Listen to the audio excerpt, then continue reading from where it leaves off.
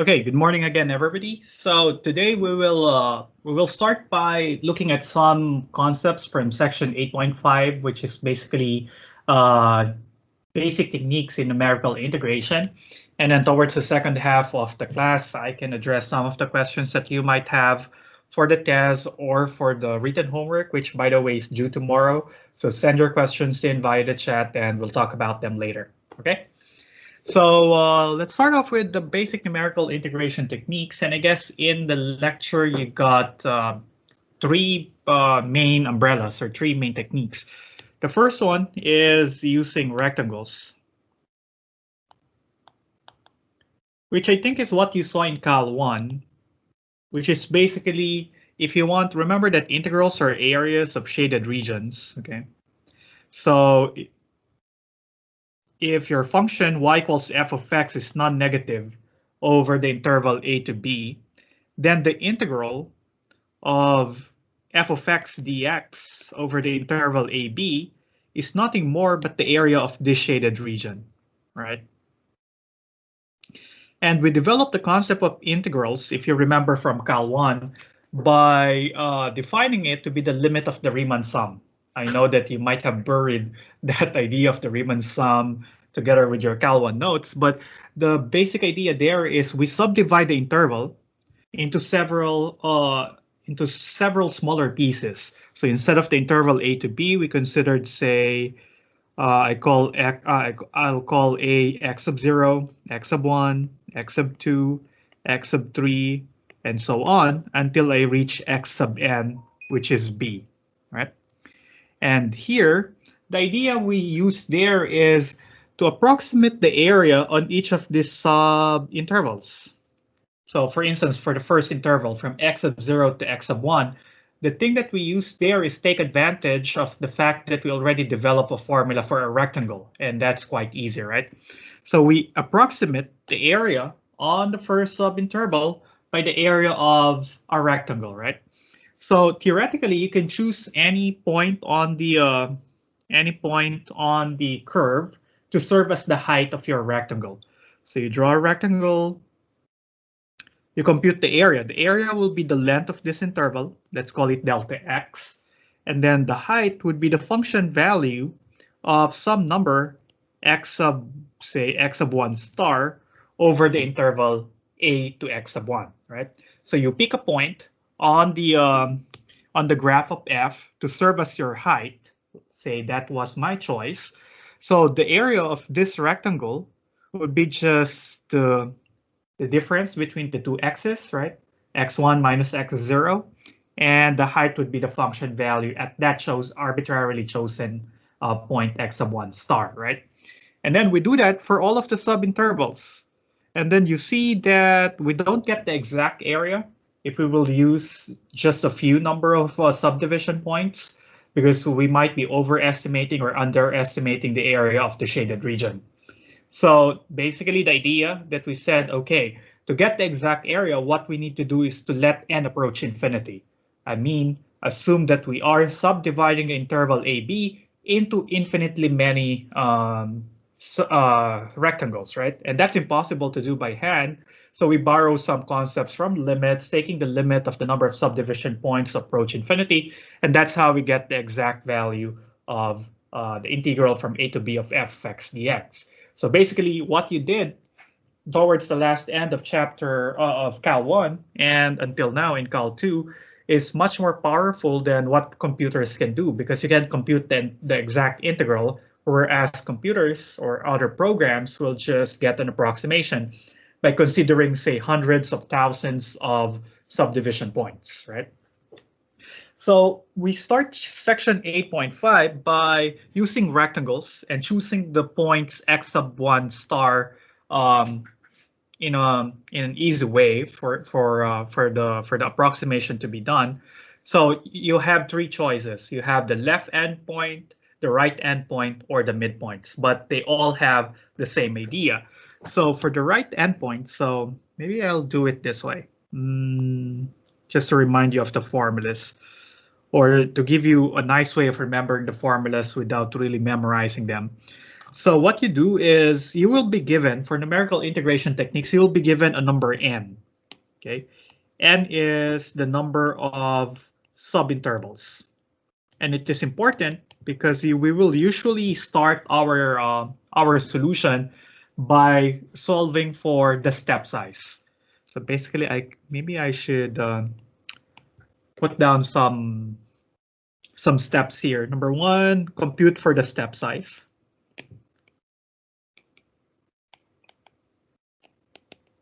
Okay, so for the step size, you have, let's call the step size h. I think in the textbook it's called delta x, but the formula is b minus a all over m.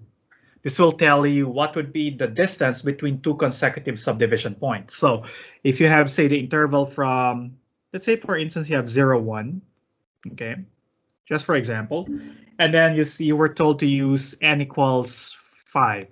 So you need 5 rectangles or 5 sub-regions or sub-intervals. That will give you 6 or n plus 1 subdivision points. So how do you compute the subdivision points? You need to compute the step size h. So for this example, h should be 1 minus 0. Those are the endpoints of my interval. So b minus a all over n. So this is 1/5. So that would be the step size. That will give you the x's, the values of x that might be involved in computing the approximation to the integral. So here you start at 0, and then the next value will be 1/5 units away from 0, so that's 1/5. And then you take another step, which is of size 1/5, so you'll get to 2/5, 3/5, 3/5, and 4/5. Okay, so that means these are basically the x's that you will be concerned with. Okay, next is to decide what method to use. Sometimes you will be given a specific method in the problem. So you need to look at the corresponding formula for each of those. So let's start with, say, rectangles with left endpoints. So this just tells us that what we need to do is construct rectangles, right, over this subintervals. So we said in this example, I'm using n equals 5. So this is rectangle 1, rectangle 2, 3, 4, and 5. So that's what the significance of that number n is, right? And then I'm using rectangles with left endpoints. So that means I will draw the rectangles using the left endpoint of each subinterval to be the height. So that means the first rectangle will be this. The second rectangle will be this. Third rectangle will be that. Fourth rectangle will have the left endpoint to serve as the height. Fifth rectangle will have that. Okay. And then to get an approximation for the area of the rectangle, we need to sum up the area of the region, which is the integral. We need to sum up the areas of these 5 rectangles.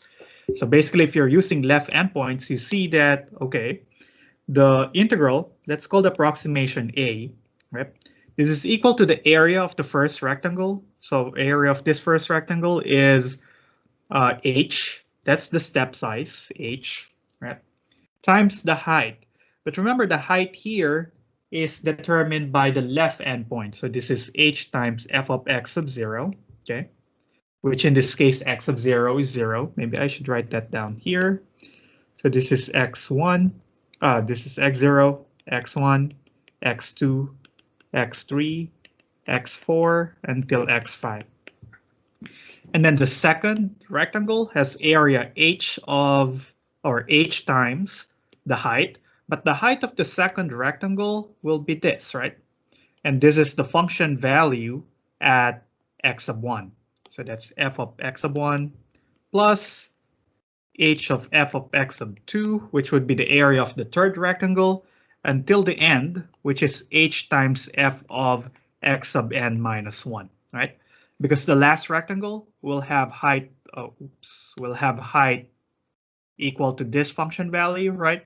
But that is x sub 4 or x sub n minus 1, because our n is equal to 5. So basically, you just need to ensure that here you're using n addends, because we're using n rectangles, right? So that's left endpoints. If you're doing right endpoints,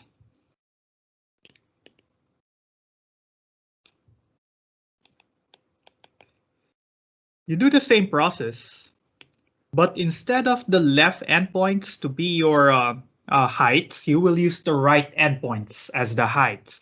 So the second rectangle, okay, the first rectangle will not be this, but it would be the smaller rectangle with height corresponding to the right endpoint.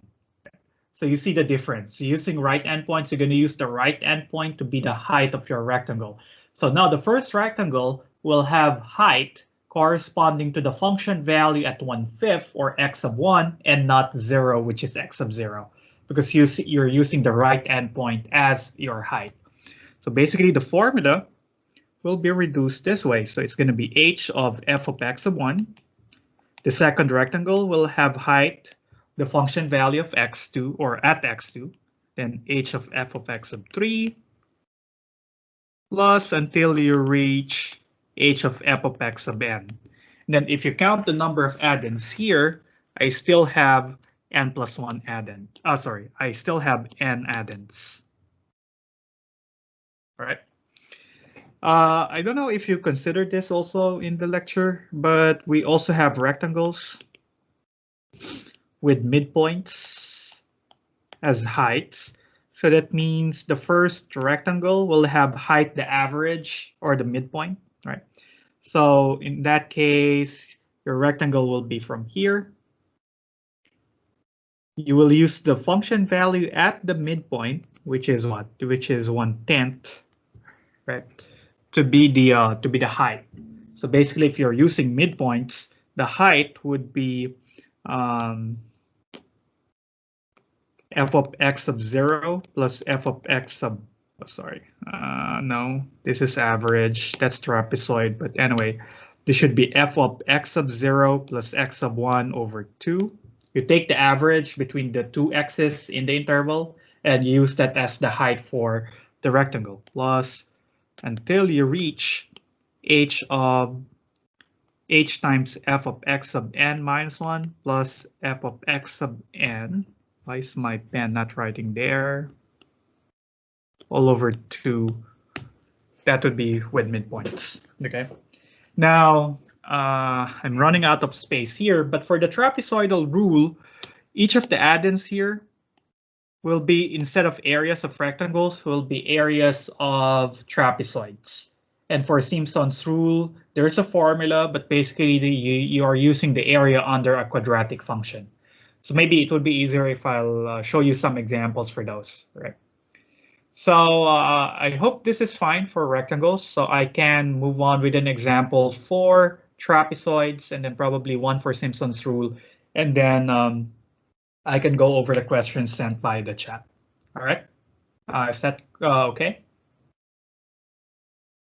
I hope the formulas now are making sense, because I know that this is a lot if you need to memorize these formulas all together, because you have lots on your plate right now for the exam. Let me see. Okay, let me try number 9. Oops.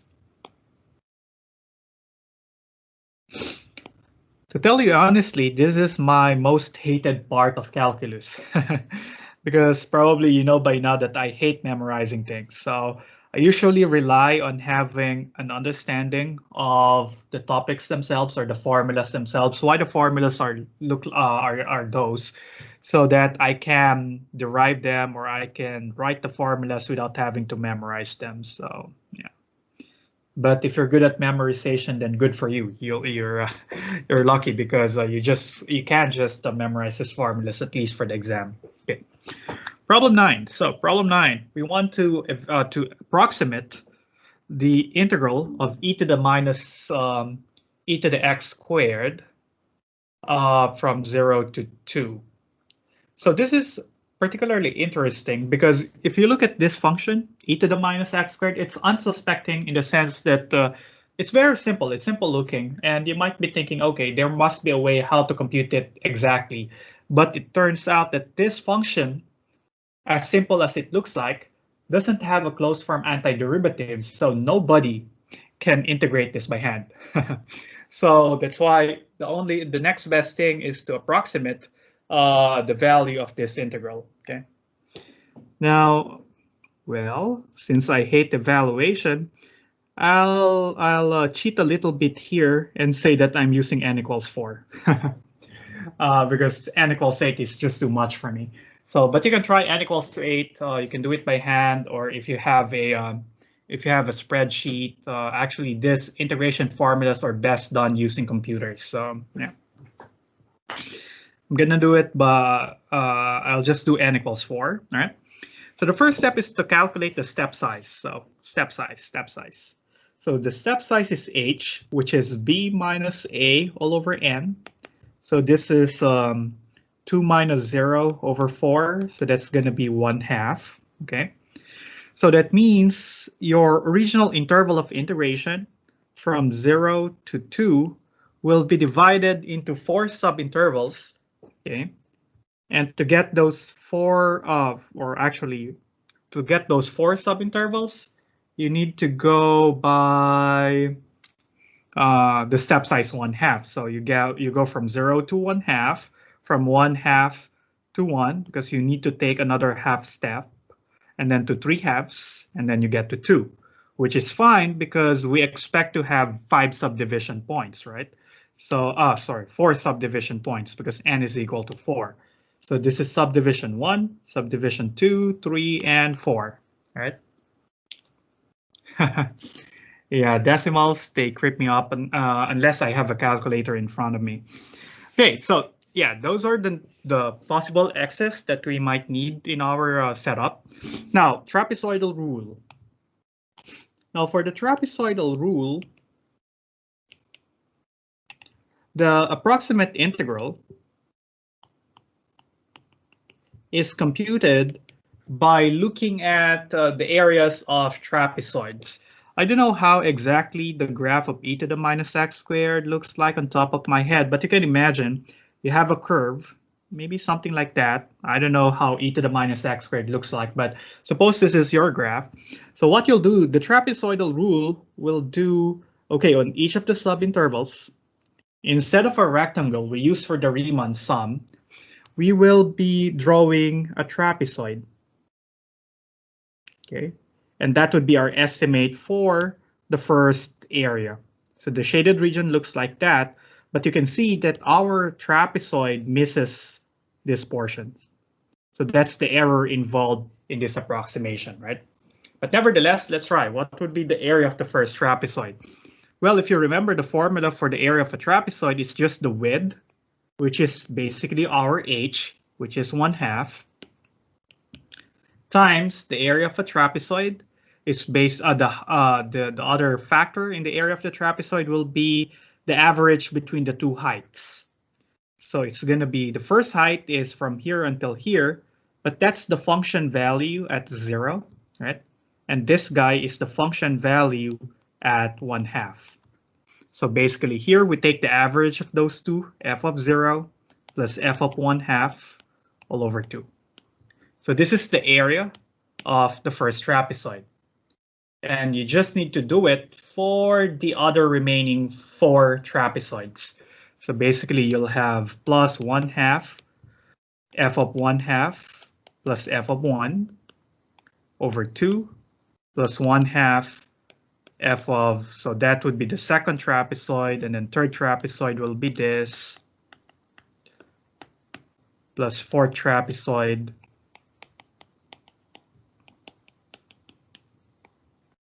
Okay, now how do you, oh, thank you, Herson. That's how the graph, he sent the graph, how it looks like. So, okay, so that's your approximate, whatever the calculator will give you for this value. Well, how do you compute f of 0, f of 1/2, and so on? You just plug in those x's into e to the minus x squared. So basically, this is our function f, right? Is that fine? Well, you can write it in another way. you can do the arithmetic and write it as 1/2. So you factor the common 1/2. All of them will have 1/2 in front of them. And then, okay, actually, you can also factor out an additional 1/4, additional 1/2. And then you'll be left with f of 0 plus twice of f of 1/2 plus twice of f of 3/2 plus f of 2. And I guess this is the formula that you have seen in the lecture, right? So you have h over 2 times f of x0 plus 2f of x1 until you reach f of x sub n minus 1, but you only add f of x sub n, right? So if you're good at memorization, then you know this formula. Otherwise, if you know the method by heart, then probably you'll use this, or simple algebraic manipulation will give you this, right? So it's up to you which one is easier. Okay. Right, and then for part C, so for the second part, Simpsons Rule. Again, I'll cheat a bit here. I'll just say, okay, I'm doing 4 subdivision points, okay, for the Simpsons Rule. For the Simpsons Rule, n should be even, because what the Simpsons Rule does is instead of connecting the 2 points as a straight line, what it does is to approximate an interval using a parabola. So what it does is, maybe I should redraw this. Okay. Oops. Start at 0, and then we have 1/2, 1, 3/2, and then 2, right? And then say you have this function over here. Yeah. So what it does is, okay, you got a point here, get another point here, and you get a point here. Simpson's rule draws a parabola passing through those 3 points, okay? And that would be your estimate for the area over this region. And you see there is still a little error there, okay? But I guess this is much better than the trapezoidal rule or something like that. So what it does is you get 3 consecutive points on the graph, basically dictated by the x values in your subdivision points. So you get 3 of them, and then you draw a parabola over connecting those 3 dots. And then we integrate that quadratic equation exactly, and that's going to be our estimate for that subregion. Right? So for that, I suggest you memorize the formula, because deriving it every now and then for a specific problem might not be as simple as the trapezoidal rule. So I'll take a peek at how it was defined in the lecture notes.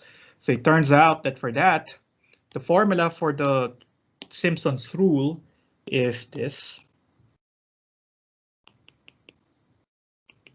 We have the interval, oops, 0 to 2, okay? So according to the formula for the Simpsons rule, it's b minus a. So it's going to be 2 minus 0 over 3 times n times function value at the first point plus 4 times the function value at the second point. So that's going to be 1/2 plus 4 times third point, function value at the third point. Sorry, no, it's alternating. That's why you see that I hate formulas. I can't even remember the simple things. But sadly for you, you need to memorize this at least for the exam. So you have 1, 4, 2, 4, 2, 2, 4, 2, 4, 1. So it will alternate between 2 and 4 between the intermediate points. So this would be 4 f of 3/2 plus f of 2. And that would be the estimate according to Simpson's rule. Is my formula all right for the Simpsons rule? It's going to be the coefficients would be 1, 4, 2, 4, 2, 4, 2, 4, 2 until you reach the last one, which has coefficient 1. All right. I guess this is good. Okay. But you see that this techniques have errors embedded into them, because graphically you see that there are points wherein you're overestimating the area, or you are underestimating or overestimating the area of the shaded region. So there is an embedded error. And thankfully, we know what the theoretical error bound is. So if you browse the textbook towards the end, you will see the theoretical error bound for these methods. And this is what we'll use for the problem sent by Herson and I think Arsalan in the chat. So theoretical error, you need to remember these formulas. The derivation is done in a numerical analysis course, which is usually a senior level class. So we will not prove this. Just believe me when I say that these are the formulas for the error bounds. So for the trapezoidal rule, the error bound is, or the error is at most b minus a over, or b minus a cubed over 12n squared times m, where m is an upper bound for the second derivative of f for the entire interval ab. Okay. So here, I think this is easy because we know b, we know a, we know n from the problem, so we don't have any difficulty with that. The challenge here is to find the number m. What is the number m? The number m is number m is an upper bound for the second derivative. Oh yeah, Herson, you're correct. For the Simpsons rule, n should be even, because you need 3 consecutive points to get a parabola. So that restriction will require you to have an even number of an even number for n in your Simpsons rule. Otherwise, Simpsons rule cannot be applied. Okay. All right. So here, going back here, the challenge is finding m. How do you find m? Compute the second derivative of the function that you are supposed to integrate, and then look at that function and what would be a number that you are sure that will be an upper bound for all function values over the interval ab. So basically, you're looking for the maximum of f over the interval ab. Okay, which for some cases you might use the maximization methods that you learned way back in Calculus 1, right? Because you need to maximize the absolute value of the second derivative over the interval AB. So maybe we can play around that example later. So this is the trapezoidal rule. So you see the error. For the Simpsons rule, you have a different error formula. You can Google it or take a peek at the textbook. The absolute error is at most theoretically b minus a to the 5th over 180 n to the 4th times m. But be careful here, m is different, where m is an upper bound for the value of the 4th derivative over the interval. That's why usually we call the trapezoidal rule to be an approximation method of order 2, because its derivative, its error is based on the bound for the second derivative, while the Simpsons rule is an order 4 method, because you see that the error depends on the 4th derivative. Another way of looking at it is that the error for the trapezoidal rule depends on the square of n, and Simpson's rule depend on the 4th power of n. You can take a look at these formulas and see that making the number of approximation points or subdivision points very, very large intuitively gives us a closer approximation to the integral, right? Remember, we already known that from the fact that we did a visual inspection, right? Doing a visual inspection, it seems that you need many rectangles or many trapezoids in order to get a good approximation for the area. And that is validated by this theoretical error bounds, because the error will approach 0 if you make n very, very large. The same goes here, because if n becomes very, very large, then this quantity over here will go to 0. So at least theoretically, we know that, oh, if I want a better approximation, then I should make n a large value. But of course, there is a disadvantage to that. Can you think of what would be the disadvantage to that? If I will use a lot of subdivision points, what will happen to my computations? Anybody?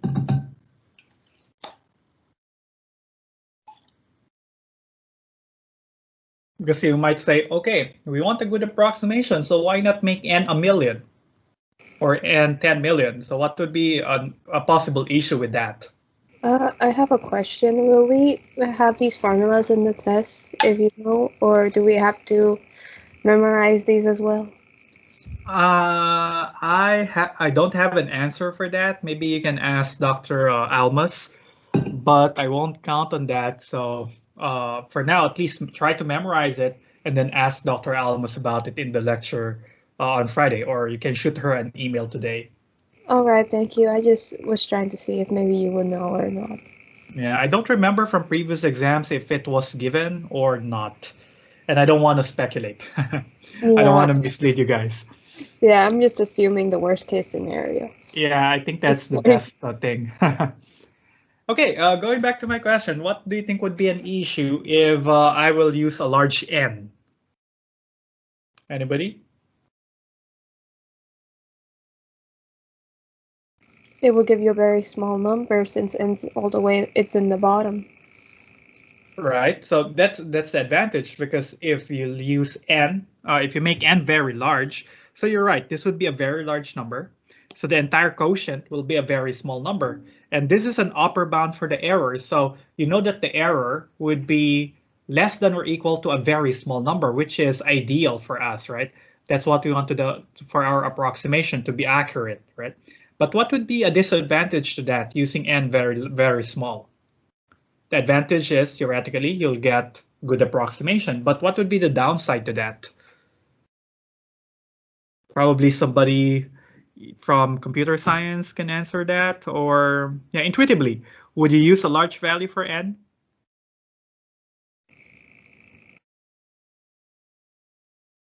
Personally, I won't, because you see, I changed the value of n here from 8 to 4. Why do you think I did that? It's easier to do by hand. Exactly, it's easier to do by hand, because the larger the value of n is, the longer the calculation will take you, right? Because you'll need to add up a lot of numbers, do a lot of computations. Imagine doing it for n equals 1,000,000. So you will have 1,000,000 terms over here. So there would be a lot of computations. If you'll be doing it in a computer, that could be possible, but that will still take a lot of time, right? And the thing is, one thing about computers is that they are not exact machines. So they will be able to compute, say, the value of e to the 5th power, okay? But e to the 5th is not an exact number. It has a lot of decimal points, and computers will cut it off until some decimal digits, depending on the RAM or the memory of your computer. So probably basic calculators can only handle 16 decimal places. So if you have 1,000,000 addends, and for each of them you are ignoring the 17th and so on decimal places, so those errors will pile up. So that's another downside to that. But at least theoretically, we want n to be very large. Okay, just some sort of numerical analysis there, because I love doing numerical analysis. But anyway, going back to this question, so Smearl suggested you might need to memorize this in the worst case that it will not be given. But let's see how this plays into problems in your homework.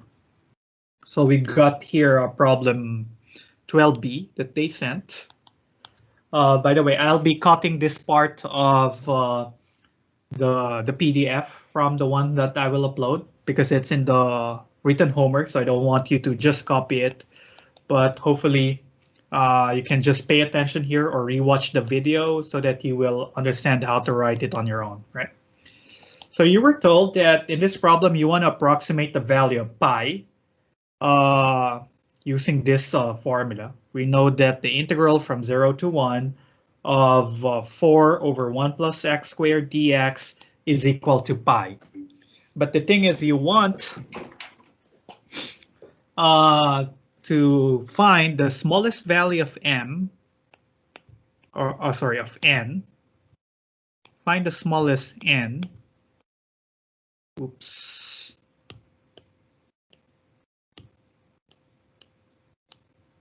Such that you get the required accuracy. What was the required accuracy here? Can you tell me what?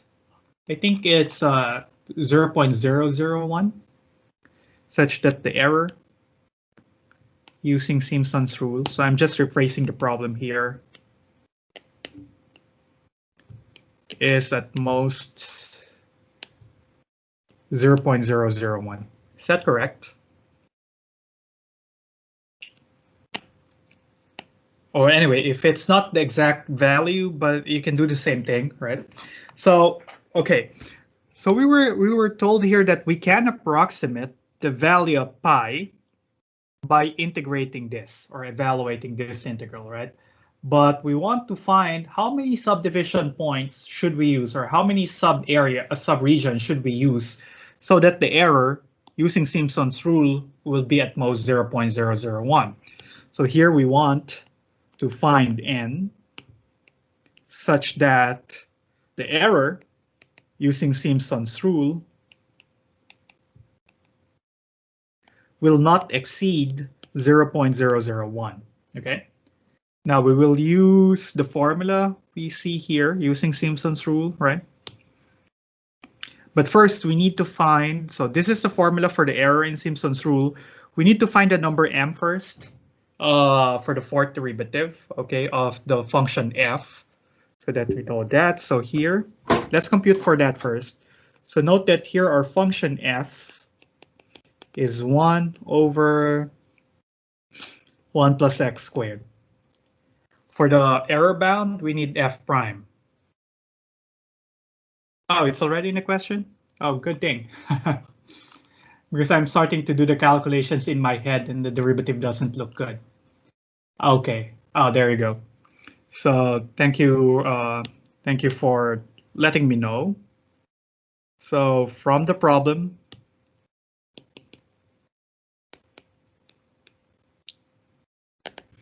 we were told that the fourth derivative of x is bounded by 96 over the interval 0 to 1.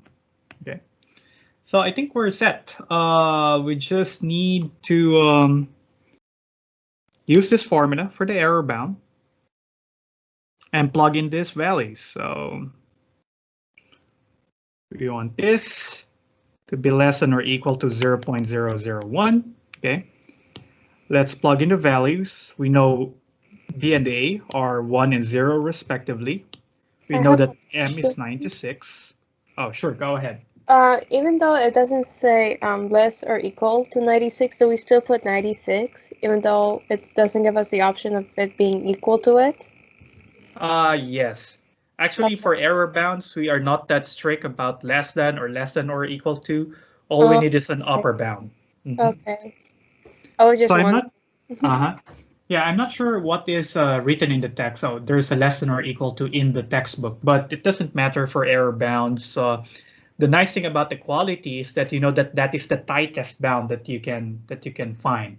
But if you cannot get a tight bound, then you can get any number that is greater than that tightest bound. So here I could have used 100, because if the fourth derivative is bounded above by 96, definitely it will be bounded above by 100.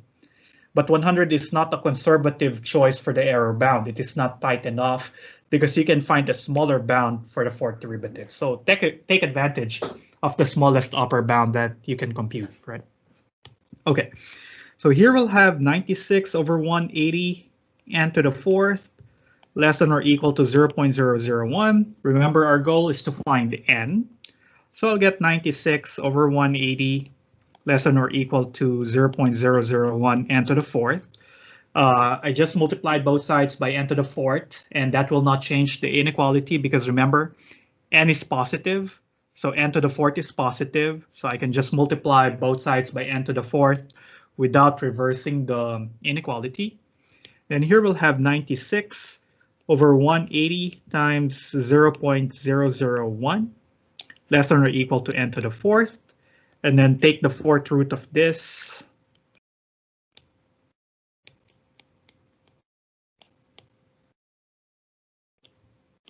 Okay. Take the fourth root of both sides, and then you get the smallest number, the smallest value for n, so that the error will not exceed 0.001 is the integer, the smallest integer greater than or equal to this value. So you need to use a calculator to evaluate this guy and round it up to the next integer. That will give you the smallest value for n. Of course, you can be as conservative as you want. You can say, I will use 1 million points. And I'm sure that if n is a million, the error will not exceed 0.001. But the problem is asking you for the smallest n. So you will say, OK, I'm going to calculate this in my calculator. Whatever number I get, that could be a decimal. I round it up to the nearest integer. So for instance, you got 2.15 for instance. So your answer for n should be 3. Okay, because you need at least 2.15 to be sure that the error will not exceed 0.001. But if you just say, if you will answer n equals 2, that won't be enough because you need at least 2.15 for n. So, but n should be a whole number, so you pick n equals 3. So that's the smallest value for n. Okay. Now I guess you can do this the same thing for part B, which is also what is part B? Part B. Oh, sorry. The next part I think is trapezoidal rule. I think somebody mentioned that earlier. So you just need to use the right formula. Oh, by the way, which reminds me of one of the comments from the chat.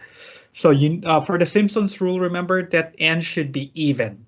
So don't forget, if you get 2.15 as your value for n, so you round up, you get 3. But 3 is not an acceptable n value for the Simpsons rule because n should be even, so you go up to 4. So you will say that for the Simpsons rule, n must be at least 4 or something, right? But those numbers are just my examples. I don't know what the value of this is. If somebody can calculate that quick, we can do the analysis. Yeah. Yeah, that's all that is to it, Herson. So that's a classic thing. We tend to overthink complicated looking problems.